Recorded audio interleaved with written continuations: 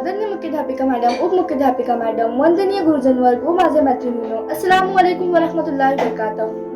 माझं नाव अस्मा पटेल आहे। मी 9वी वर्गात शिकते। माझे शाळेचे नाव Fatima girls Urdu high school Kaisar colony Aurangabad आहे। आज मी आपल्या समोर शिक्षक दिनानिमित्त 2 शब्द सांगणार आहे। आशा आहे की हे आपल्याला आवडेल।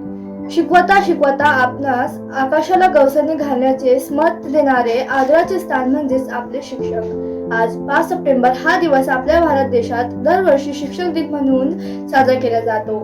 5 सप्टेंबर हा दिवस भारताचे राष्ट्रपती डॉक्टर सर्वपल्ली राधाकृष्णन यांचा जन्मदिवस आहे। त्यामुळे शिक्षकांच्या व्यवसायाबद्दल प्रेम व्यक्त करण्यासाठी शिक्षक दिन 5 सप्टेंबरला साजरा केला जातो।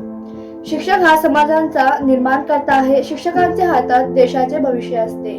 विद्यार्थ्यांचे सर्वांगीण विकास करून देशाची प्रगती करणे हे एकमेव उद्दिष्ट शिक्षकांचे असते।